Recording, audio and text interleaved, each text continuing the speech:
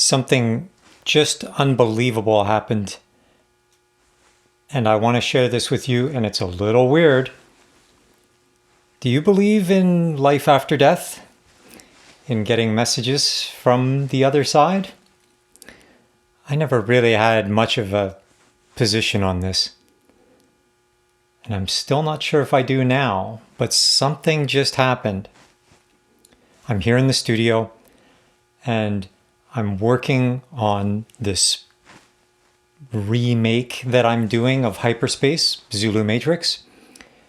And it's been a great day, and I laid down the last part, so I'm ready to start mixing. So I thought I'd go out into the forest and have a nice walk and relax and celebrate.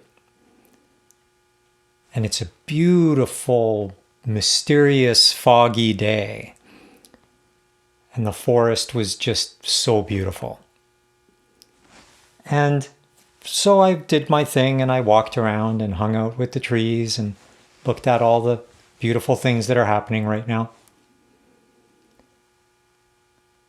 And as I was making my way back to the house, suddenly out of the blue, I could hear music in my head.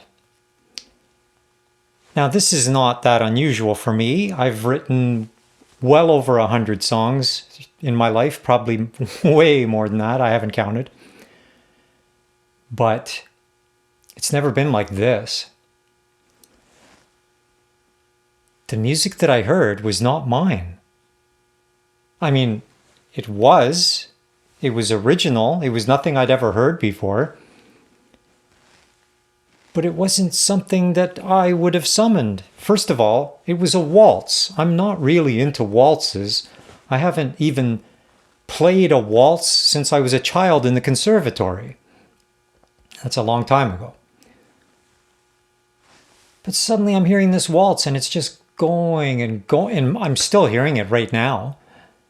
It's just going incessantly. If you're familiar with Star Trek: The Next Generation, there was an episode of that where this empathic crew member, this woman, is hearing music, and it's coming from some strange whatever. It's not real. It's in her head. It's being put there by an alien force or something. I can't remember. It's so long ago. Anyways, that's what this is like. It's like a nightmare. I can't stop it. It's just going and going. Now, you may be wondering, what's he talking about? What does this have to do with messages from the dead? Well, my father died a couple years ago, and he was a musician. And boy, did he love waltzes, and he played them, and he loved them, and he even wrote them. And I knew as soon as I could hear this in my head, as crazy as this sounds, it was coming from him. And I tell you now, I could feel his presence there with me in the forest. And it's as though he was telling me, enough of this crazy music that you do, that I do, this music that has given me this beautiful life. It's time to do a waltz.